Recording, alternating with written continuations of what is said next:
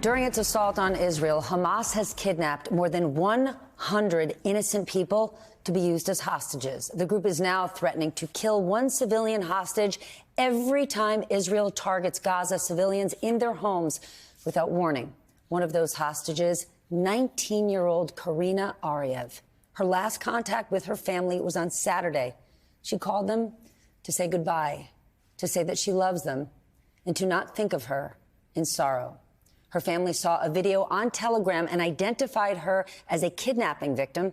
You can see her here with the blood on her face. The next day, senior IDF officers confirmed that she was indeed kidnapped.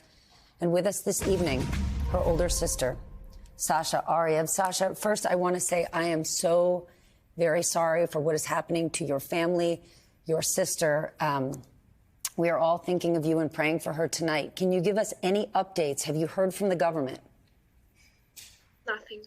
We haven't heard nothing since the people who came to our house to confirm that she is kidnapped.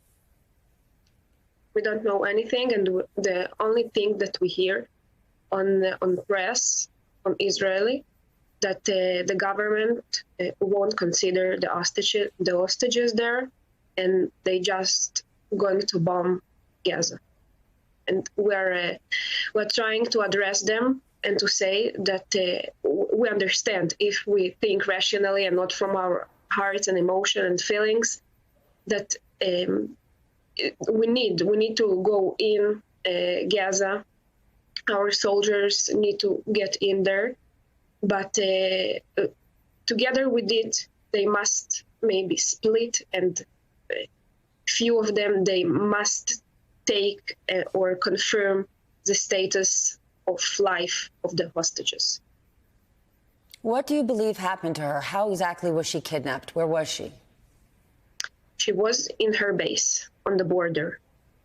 She called us from there. She was in a bomb shelter because Gaza started to fire missiles. We could hear them from the phone while she was speaking with us. She spoke with us a little bit on the phone just to say goodbye, that she loves us. And afterwards, we were texting a little bit more on WhatsApp. And her last message was, the terrorists, they are here. They are near the bomb shelter. They heard them. We heard the guns firing. And the next thing that we know, they threw grenades into the bomb shelter. So you've heard nothing from the authorities. How are you getting information? Who are you speaking with right now? We're speaking with the other parents that are trying to pull some connections and know a little bit, any piece of information. All the information we get is from the news, and we don't know if it is confirmed by anyone. Maybe all they say it's a psychological war with the terror organizations. We really don't know anything. There are a lot of families, not like ours, that are sitting in their homes, and they didn't get any message that someone is looking for their beloved ones or doing something. They do not know anything. I don't know if they have identified their loved ones as I identified my sister. They are just sitting and they're seeing on the television that our government won't take in consideration the hostages in Gaza.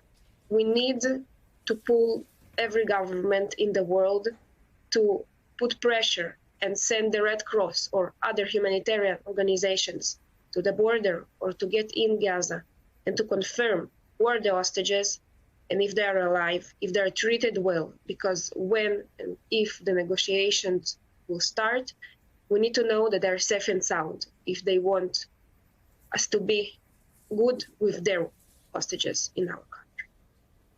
What would you say to those kidnappers, those terrorists right now, if they're watching? What do you want them to know? I want you to know that as you have families, we also have family. And it doesn't matter who are we, by religion, by nation. Everyone knows the feeling of family. the love between father and daughter, mother and daughter, siblings, grandparents, other family. You also have the same thing. Everyone in the world have the same thing. Doesn't matter who your God is and who our God is and what the political status of everyone is. But you need to remember that there's someone's beloved one. Please treat them with the minimal, I don't ask for hotel conditions, right? But the minimal human needs to keep them alive and safe. Treat them if they're wounded, give them water, give them food, talk to them. Do not insult them or abuse them or other things that I don't want to think about. Please you are there now more than their family can be with them. Remember that. I want to think, I don't want to lose my hope that you are also human beings.